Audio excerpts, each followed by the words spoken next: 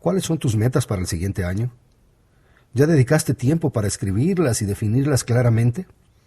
Hoy quiero darte 10 consejos para tener un nuevo año muy exitoso.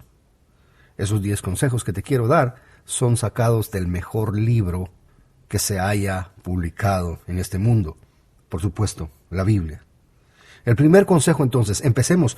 Confía en Dios. Me llevé un buen tiempo priorizando, tratando de organizar estos consejos en orden de importancia. Y para mí, el primero es confía en Dios.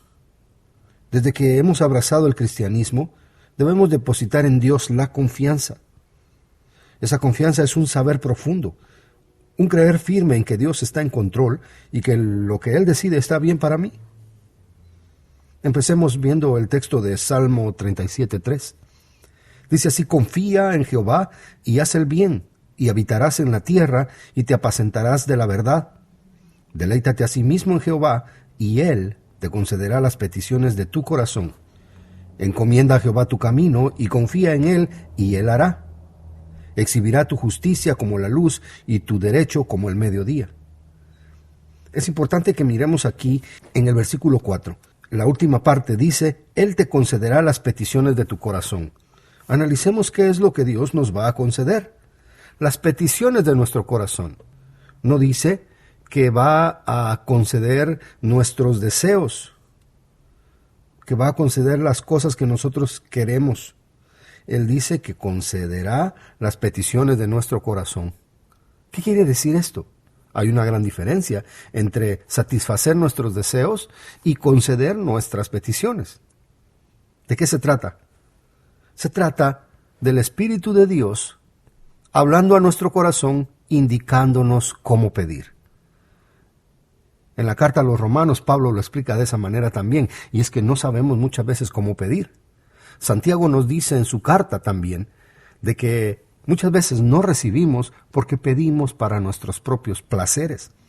Y es aquí donde el salmista nos está diciendo que nos deleitemos en Jehová y Él nos va a conceder las peticiones de nuestro corazón. O sea, la comunión con Dios, el estar cerca de Él, el tener una relación íntima con Él, va a permitir que su Espíritu nos indique la forma de pedir. ¿No le ha ocurrido a usted que a veces se encuentra pidiendo cosas solamente para sus placeres? Y es que a veces llenamos nuestras oraciones con peticiones vanas. Tenemos que confiar primeramente en Dios, no en lo que nosotros queremos, no en lo que nosotros tenemos o queremos llegar a tener. Nuestra confianza en Dios debe ser plena. ¿Cómo confiar en Dios? Bueno, sabemos que Él es todopoderoso. Él puede hacer todas las cosas. Sabemos que el Dios es bondadoso. Sabemos que Dios no nos va a dar nada malo. Sí, ¿verdad? Eso es confianza en Dios. Dios es sabio y no nos va a dar nada que nos va a hacer daño. Entonces, nuestra confianza en Dios radica en el hecho de que nosotros aceptamos lo que Él decide para nosotros, aunque Él conteste negativamente a una de nuestras peticiones. Si el Señor decidió darnos menos de lo que le pedimos, es porque Él así lo considera mejor. Y yo voy a estar conforme, yo voy a estar tranquilo, gozoso con su decisión, confiando en que Él me ha dado lo mejor que me pueden dar a mí. Y es que Él no da nada que no sea para nuestro provecho. La instrucción en el Salmo 37 es clara, es bíblico. Debemos confiar en Dios. Nos dice que hay que confiar porque Dios hará cosas buenas con nosotros. También el Salmo 62, 1, 2 es la voz de un hombre que quiere hacer saber a todos que su confianza está depositada en Dios y también expresa la razón de confiar en Él. Dice así, Salmo 62, 1 y 2, en Dios solamente está acallada mi alma, de Él viene mi salvación. Él solamente es mi roca y mi salvación, es mi refugio, no resbalaré mucho. Pongamos atención ahí en la palabra solamente. Está 2 veces en 2 versículos. Solamente es exclusividad. Dios debe ser nuestra única fuente de provisión, de protección, de aliento, de enseñanza. El salmista nos dice que Él es su única roca. Solo en Él está acallada mi alma. El único sujeto de mi confianza es Dios. No debemos compartir nuestra confianza con otras cosas más que con Dios. Por ejemplo, usted puede pensar que su carrera le va a traer un gran bienestar, pero ¿sabe qué? Eso es si Dios lo permite. Usted puede pensar que su inteligencia, su talento le puede traer muchas bendiciones en el año que viene, pero ¿sabe qué? Eso es si Dios lo permite. Santiago 4, 13 al 17 nos da ese concepto. Aquí dice Santiago, aquellas personas que han trazado sus metas en la vida sin tomar en cuenta a Dios, aquellas personas que creen que se las pueden arreglar solas, fuera de la soberanía de Dios. Dice, vamos ahora, o sea, se va a referir a ellos, los que decís, hoy y mañana iremos a tal ciudad, y estaremos allá 1 año, y traficaremos, y ganaremos, cuando no sabéis lo que será mañana, porque ¿qué es vuestra vida? Ciertamente es neblina que se aparece por un poco de tiempo y luego se desvanece. En lugar de lo cual deberías decir, si el Señor quiere, viviremos y hacemos esto o aquello. Pero ahora os jactáis en vuestras soberbias. Toda jactancia semejante es mala. ¿Lo ve usted? Dios debe ser el punto de partida de todo lo que estamos pensando hacer. Así que confía en Dios primeramente y solamente. Dios quiere que confíes en Él y que consultes con Él para todo lo que estés planeando hacer, sea algo simple o algo difícil de lograr. Dios tiene nuestras vidas en sus manos. De Él dependemos, somos suyos. Un corazón que cree en Dios no será avergonzado. El creyente debe confiar en que Dios le concederá lo necesario. Pero pueden algunos caer en el error de querer que Dios haga todo por ellos y permanecer sentados desperdiciando el tiempo y luego pretender recibir todas las bendiciones de Dios. Como segundo consejo, te voy a decir, sé diligente. Sé diligente. Proverbios 13:4 dice, el alma del perezoso desea y nada alcanza, mas el alma de los diligentes será prosperada. Dios promete ayudar y abrir puertas para que obtengamos sus bendiciones, pero también nos pide ser responsables en lo que debemos hacer, ser diligentes, ser laboriosos, disciplinados, responsables en nuestras labores diarias. Dios no mantiene haraganes, dijo una persona por ahí, y tiene razón. Dios no está interesado en darnos todo y que desperdiciemos los recursos que Él nos ha dado. Claro, Dios ha dado capacidades y oportunidades a todos para que se desarrollen y crezcan y logren prosperar. Eso ya es una gran bendición. Si desperdiciamos los recursos que Dios nos da, no esperemos que Dios nos dé más, puesto que Él sabe que también lo vamos a desperdiciar. El que desperdicia en lo poco, desperdicia en lo mucho. Dios dio la vida, Dios dio la salud, el talento, la familia, las escuelas, los colegios, institutos, trabajos, ideas. Dio las manos, dio los ojos, dio las capacidades en general. ¿Acaso no es una gran bendición que podamos caminar, que podamos hacer cosas con nuestras manos, mirar con nuestros ojos, pensar con nuestra mente? Eso es excelente. Podemos utilizar y echar mano de todo eso que el Señor nos dio. Pero recuerda, primero confía en el Señor y luego sé diligente. Procura con diligencia usar lo que Dios nos ha dado. Eso va a redundar en buenos resultados de nuestro trabajo y añade bendición de Dios, abriendo más puertas de lo que nos podemos imaginar. Una persona haragana no dura en su trabajo.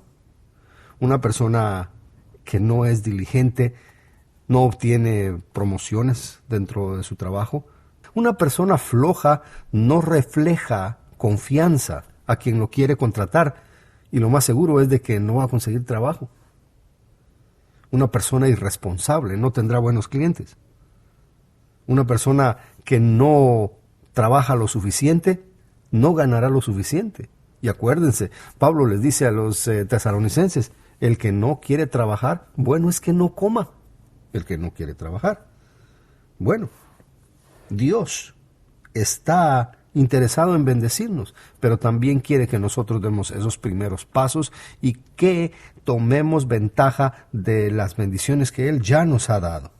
Viene a mi mente ahora el caso de aquellas personas que tienen algún impedimento físico.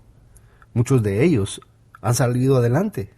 Ellos se han esforzado mucho y se esfuerzan más que cualquier otra persona que está completa, pero que haraganea mucho. Debemos trabajar, debemos dedicarnos, debemos hacer las cosas con disciplina. ¿Qué es la disciplina? Hacer las cosas que tenemos que hacer de la mejor forma que se deben hacer, en el tiempo que lo debemos hacer. Tengamos ganas o no tengamos ganas. Esa es una persona disciplinada, la que siempre cumple con su trabajo, aunque a veces no esté muy dispuesta o tenga alguna desventaja. Esta persona siempre habrá cumplido con sus tareas. Estoy hablando de una disciplina en cuanto a lo material, en cuanto al trabajo secular. Pero veamos lo que Josué le dice al pueblo de Israel, allá en Josué 23:10. Josué había conquistado la tierra prometida. Ya ellos estaban instalados. Ahora era de comenzar a vivir ahí y de gozar y de disfrutar todo lo que Dios les había dado.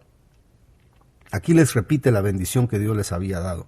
Dice, un varón de vosotros perseguirá a 1000. Vean qué gran ventaja la que Dios le iba a dar al pueblo de Israel. Una persona podía luchar contra 1000. Dice, porque Jehová vuestro Dios es quien pelea por vosotros, como Él os lo dijo. Guardad pues con diligencia vuestras almas, para que améis a Jehová vuestro Dios. Y aquí quiero saltar de la diligencia para lo material a la diligencia para lo espiritual. Puede que te consigas un buen trabajo este año, puede que tus negocios salgan bien, puede que avances en lo que tú estás proyectando. Ya confiaste en Dios, ya encomendaste a Él tu camino, ya estás en camino a lo que estás haciendo. Ahora, eres diligente en lo material, pero ¿lo estás haciendo en lo espiritual también? Aquí Josué le advierte al pueblo de Israel de que el hecho de que Dios ya los haya bendecido no quiere decir que ellos se puedan comenzar a portar mal con Dios.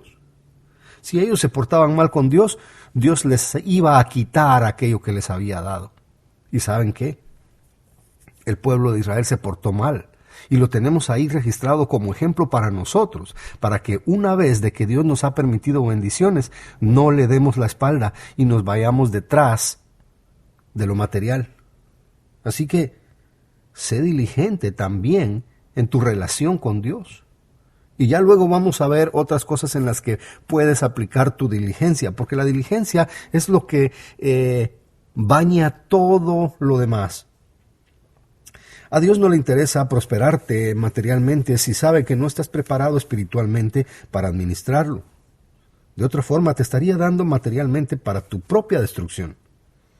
Por eso debes ser diligente en tu búsqueda de Él. No te apartes de Él, no te sueltes de tu Señor, no te olvides de tu Dios nunca.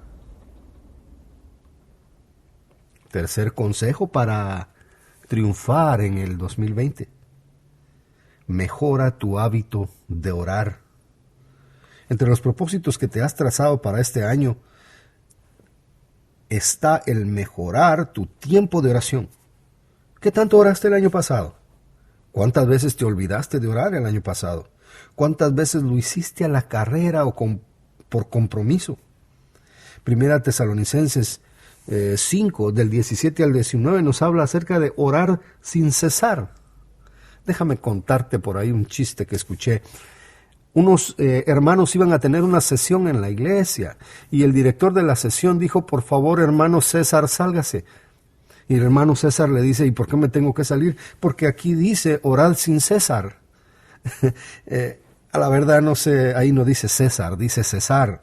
¿Pero qué quiere decir cesar? Cesar quiere decir parar, quiere decir interrumpir, hacer una pausa. El apóstol Pablo está aconsejando a los tesalonicenses que oren sin dejar de orar. una oración continua. Es esa comunicación permanente con Dios día con día. Efesios 6:18 también nos habla acerca de la oración y nos dice, orando en todo tiempo con toda oración y súplica en el Espíritu Santo, y velando en ello con toda perseverancia y súplica por todos los santos. ¿Sí?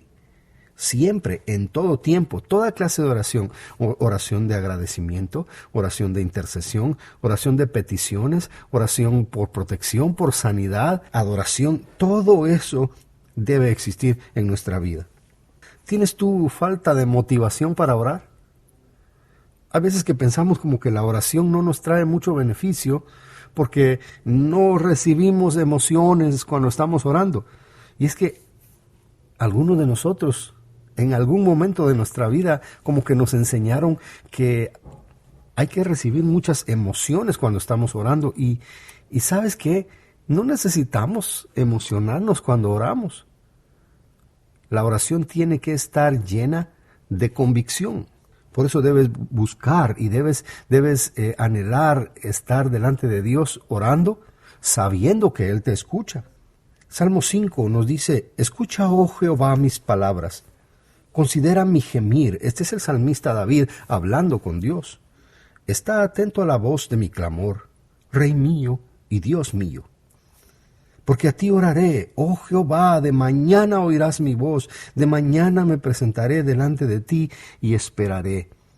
Es una persona hablando con Dios, suplicándole que le escuche, porque él necesita hablar con él. Y un dato ahí bien importante es que él prioriza.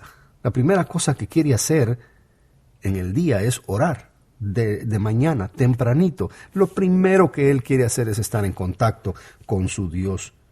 ¿Está usted interesado en la oración así como el salmista? Usted puede comprar un libro que le instruya cómo orar, para qué es la oración. Sería bonito hacer un sermón de 2 horas, una clase de 2 horas, para aprender más detalles de la oración, pero no tenemos tiempo. Hoy tenemos 10 consejos y tenemos que avanzar. Usted puede escuchar sermones acerca de la oración y también usted puede orar para que Dios le dé deseos de orar. ¿Cuánto va a orar este año? ¿Por quiénes va usted a orar? ¿Qué asuntos te preocupan? ¿Qué necesitas? ¿Qué necesita usted para sus seres queridos? ¿Quiénes necesitan conocer a Dios? ¿A quiénes le hablará del Evangelio? Usted tiene que orar por ellos antes de hablarles, para que Dios ablande esos corazones. Hay tantas cosas por las que debemos orar. Si no oramos, es porque no queremos, porque tiempo para orar hay. El pastor John Piper dijo, Dios permitió que existieran las redes sociales para demostrarte a ti que sí tienes tiempo para orar. Y es que, ¿cuánto tiempo le dedicas al Facebook, al Instagram, al YouTube, a las redes sociales? Si tenemos tiempo para eso, tenemos tiempo para orar. Solo tenemos que cambiar nuestra actividad buscando al Señor. Ahora, para empezar, si me permites darte unas pequeñas sugerencias. Mira, puedes intensificar tu oración, puedes hacerlo más frecuente. Ya tienes 3 razones principales para orar. Tus 3 tiempos de comida. Ora para agradecer al Señor, porque Él te está alimentando, y también ora por aquellas personas que no tienen. También ora al levantarte, agradécele por el descanso, por la protección durante la noche, y también pídele para que te ayude durante el día. Haz otra oración durante la noche cuando te vas a acostar. No lo hagas cuando ya estás acostado. Te lo digo, te puedes dormir. Haz una oración antes de acostarte, agradeciéndole a Dios por lo que te permitió hacer en el día y por la protección que te dio. Y también pídele perdón por las fallas que tuviste. Pídele también por aquellos que no tienen dónde dormir, aquellos que están en la calle o los que están en el hospital, los que están en la cárcel, las personas que pasarán en la calle esa noche. Ya con esto ya tienes 5 momentos de oración. Pero tienes que apartar otros 15 minutos para empezar, para hacer una oración de peticiones de cosas que has escuchado recientemente. ¿Sí? las cuestiones del país, las cuestiones de la iglesia en general, tu iglesia local, los líderes de la iglesia, por tu trabajo, por tu familia, por el conflicto en el Medio Oriente. Hay tantas cosas por las que podemos pedir. Dedícate 15 minutos. Y bueno, después haz otra oración por más deseos de orar. Síguele pidiendo al Señor, Señor, ayúdame. Yo sé que debo orar. Yo sé que debo acercarme a ti. Dame deseos, dame el gozo de la oración. Puedes aumentar tu tiempo de oración cada 2 meses o cada mes. Si ahora estás orando 15 minutos, dentro de un mes o dentro de 2 meses puedes aumentar los 5 minutos más. Y de 5 en 5 minutos, cuando tú te vengas a dar cuenta, estás orando 1 hora y se te ha vuelto un hábito y es algo que no puedes dejar de hacer porque has aprendido a comunicarte con tu Dios y le ves la parte gozosa del asunto. Bueno, cuando ores, establece prioridades. Pide primero por los demás y luego pide por ti. Las cosas más importantes son primero. Si en algún momento tu oración se llega a interrumpir y tienes que parar, por lo menos sabes que oraste por lo más importante. Esto requiere de cierto discernimiento. ¿Qué es lo que más importa? Cuarto consejo para triunfar en el 2020. Medita en la palabra de Dios. Todo creyente sabe que debe pasar tiempo leyendo la Biblia. Todo creyente sabe que la Biblia nos trae bendición a través del conocimiento de Dios. El Salmo 19:9 dice, el temor de Jehová es limpio, que permanece para siempre. Aquí la expresión temor de Jehová es la palabra de Dios, sus escrituras. Dice, los juicios de Jehová es también un sinónimo de lo que son las escrituras de Dios. Dice, son verdad, todos justos, deseables más que el oro y más que el mucho oro afinado, y dulces más que miel y que la que destila del panal. Fíjate qué profundo lo que está diciendo aquí el salmista. Él está expresando su admiración, su preferencia, está dando a conocer la excelencia de la palabra de Dios. ¿Sí?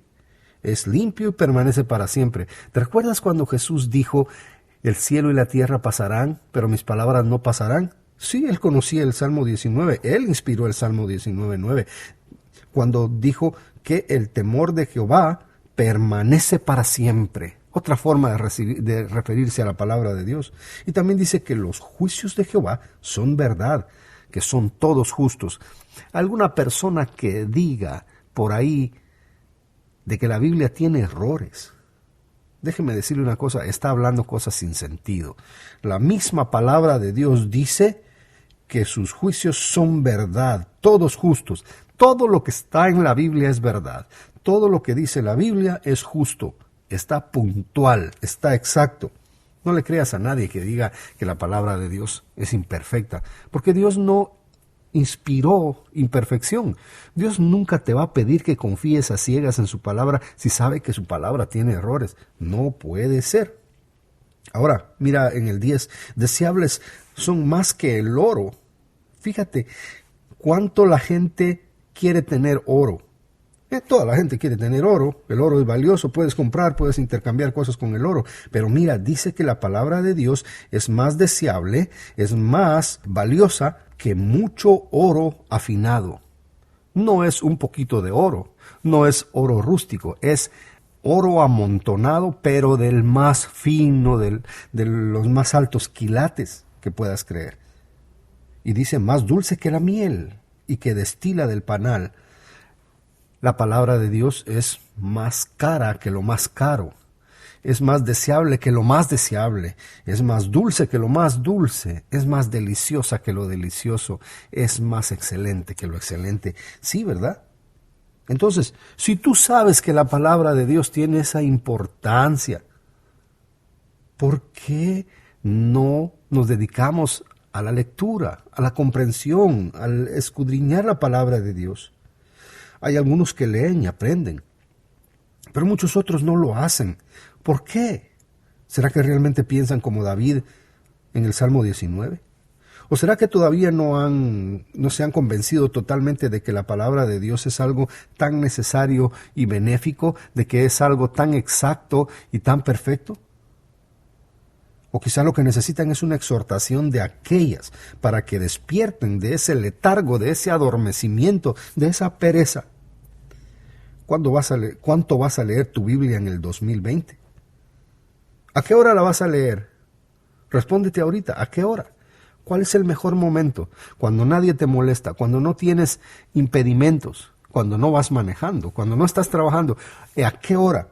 Lo mejor es que lo hagas en el momento en que vas a orar. Es tu devocional, es tu momento con el Rey, es tu momento con tu Creador. Defínelo ya. Es un momento en tu día en el que estás apartado para Dios. ¿Cómo lo vas a hacer? ¿Sí? ¿Lo vas a hacer con una devoción? ¿Lo vas a hacer con amor? No lo hagas por compromiso, hazlo con gozo. Eso te va a ayudar y te va a llevar a unos niveles de gozo, de paz y de obediencia más altos. Yo te puedo recomendar algunos métodos para entender más la palabra de Dios. Y cuando más la entiendas, más la lees y más la buscas y más amas y más admiras a Dios. Es algo sorprendente cómo tu interés crece a manera de que te introduces a la palabra. ¿Quieres consejos? Puedo recomendarte algunos libros de buenos maestros que te aconsejan cómo estudiar la palabra de Dios. Puedes buscar John Piper, puedes buscar a Charles Stanley, puedes buscar John MacArthur, puedes escuchar a cualquier otro también en español. Lee la Biblia. Conócela, conoce su tema principal, su objetivo principal, su propósito. Conoce cada uno de sus libros. Proponte leer un libro al mes, un libro a la semana, qué sé yo. Vuélvete un buen lector de la palabra de Dios. ¿Quieres saber para qué está ese libro ahí dentro de la Biblia? ¿Para qué está ese capítulo ahí? ¿Para qué está ese versículo? Sí, puedes comprarte un buen comentario, puedes comprarte un buen libro de hermenéutica para que puedas aprender cómo leer la Biblia y cómo entenderla. Este año, por lo menos lee un capítulo diario para empezar. ¿Sabías que si lees 3 capítulos al día puedes terminar la Biblia en un año? Por cierto, ¿cuántas veces has leído la Biblia en toda tu vida? Por lo menos deberías haberla ya leído una vez. Aparta 10 minutos, 15 minutos. Es tu tiempo con Dios, tu devocional, tu momento solas con tu Creador. Hazlo. Empieza con los evangelios, sigue con los salmos, después con proverbios. Pásate a las cartas de Pablo, sigue con los hechos de los apóstoles. ¿Lo vas a hacer? Déjame decirte que voy a orar para que lo hagas. ¿Cómo puede Dios bendecir a alguien que menosprecia sus palabras? ¿Verdad que no tiene sentido? Bueno, interésate en eso. Esdras 7:10 nos da el ejemplo de este escriba. Esdras regresando del cautiverio, regresando para reconstruir la nación de Israel. Estaban ya casi construyendo la ciudad, pero por lo que él se preocupó en primer lugar fue por restablecer la lectura, la comprensión y el cumplimiento de la palabra de Dios. Dice otra vez, Esdras 7:10, porque Esdras había preparado su corazón para inquirir la ley de Jehová y para cumplirla y para enseñar en Israel sus estatutos y sus decretos. Espero que en el 2020 estés preparando tu corazón para empezar a aprender más de lo que la Biblia te dice hoy. ¿Ya viste 3 elementos ahí en Esdras 7:10? ¿Para qué vas a preparar tu corazón? Para inquirir. Inquirir quiere decir investigar, quiere decir profundizar, quiere decir estudiar metódicamente. Fíjate, inquirir, luego cumplir. Sí, porque la vas a aplicar. De nada sirve que sepas mucho si no lo vas a vivir. Y luego para enseñar. Primero lo aprendes, luego lo cumples y luego lo transmites a los demás. Así es. El autor de Hebreos le dice a sus lectores, ustedes ya debiendo ser maestros todavía tienen que tomar lechita. Sí, espero que en el 2020 tú seas un triunfador de la palabra, del conocimiento de la palabra de Dios. Espero que estés preparando tu corazón para saber qué es lo que la Biblia tiene para ti hoy. Consejo número 5, busca la santidad. Busca la santidad. La santidad es un distintivo infalible del creyente. Hemos pasado de muerte a vida, Ya Cristo vive en nosotros, ya no vivimos según la carne, ya somos lavados. Pero también se nos dice que esa santidad debe ser práctica y que cada día debemos crecer en la santificación. Déjame decirte algo. La santificación se vive por parte del creyente en 3 etapas. Santificación inicial, que es la que Dios te da cuando naces de nuevo, cuando tienes el lavamiento y la purificación por el Espíritu Santo, cuando tienes el bautismo con el Espíritu Santo, el Señor te santifica. Él te ve como santo porque te ha puesto en la justificación, ha obrado en ti la justificación y la justicia de Cristo te es imputada a ti y tú delante de los ojos de Dios eres un santo. Pero sabes, todavía sigues batallando con el hombre viejo. Tenemos que deshacernos del hombre viejo. Ese texto no sirve para que las hermanas se deshagan de su esposo. Eso es otra cosa. No quiero que alguien vaya a venir a quejarse conmigo. Mi esposa se deshizo de mí. Mi esposa se despojó de mí. Es el hombre viejo, es la antigua naturaleza la que cada día tenemos que ir rechazando, tenemos que ir desechándola. Somos santificados cuando hacemos más cosas que le agradan a Dios. Somos santificados cuando dejamos de hacer lo que ofende a Dios. En una mano paras de pecar y con la otra mano comienzas a hacer esas obras que fueron preparadas para nosotros de antemano para que anduviésemos en ellas. Bueno, y déjame mencionarte la última etapa de la santificación, es la santificación final, cuando seremos exactamente igual a Cristo en el sentido moral, sin pecado. Pero eso será cuando Cristo regrese.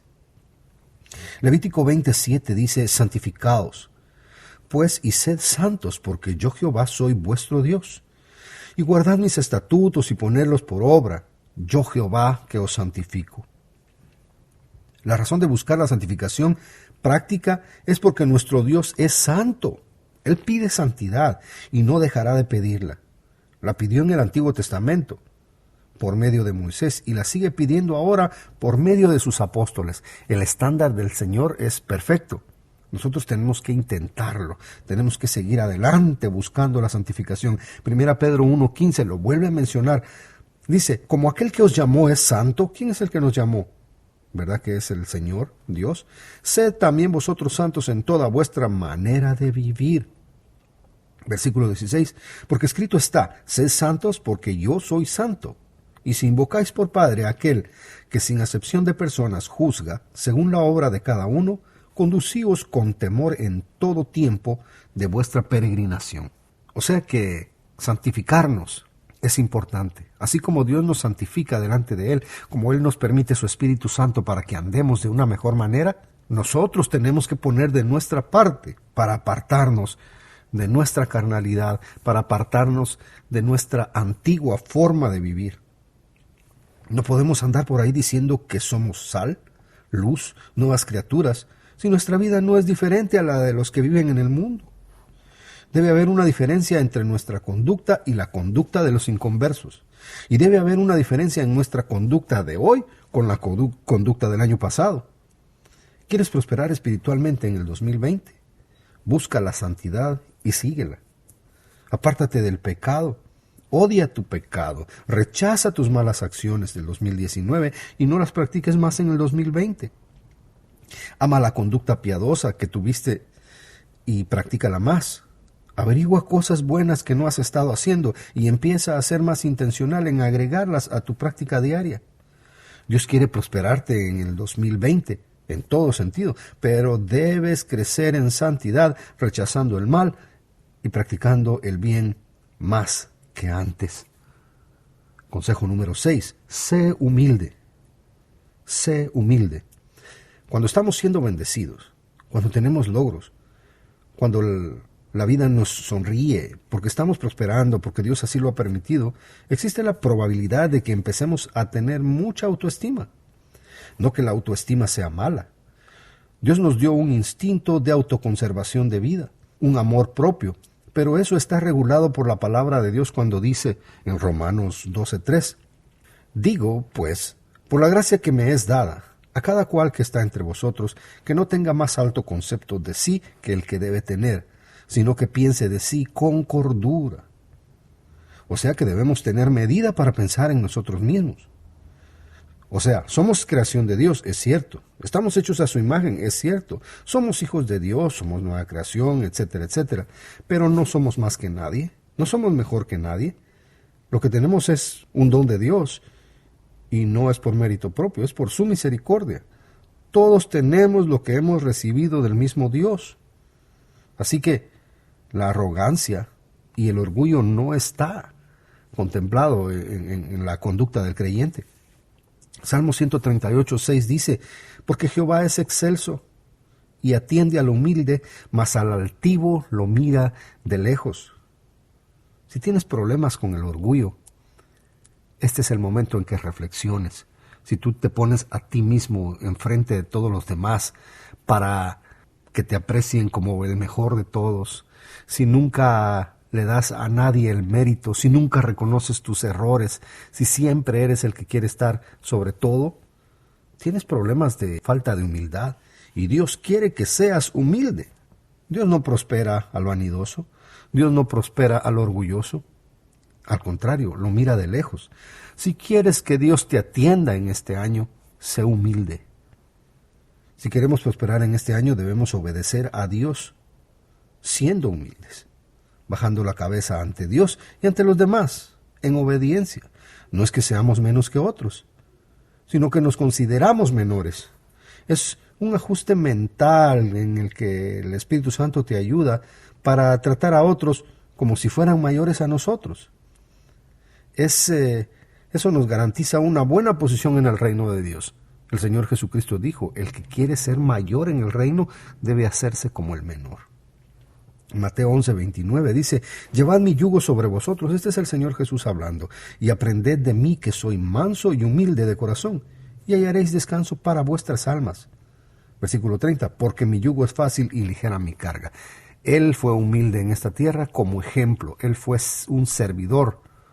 Él vino para servir y no ser servido. Y ese es un gran ejemplo para ti y para mí, para que lo practiquemos.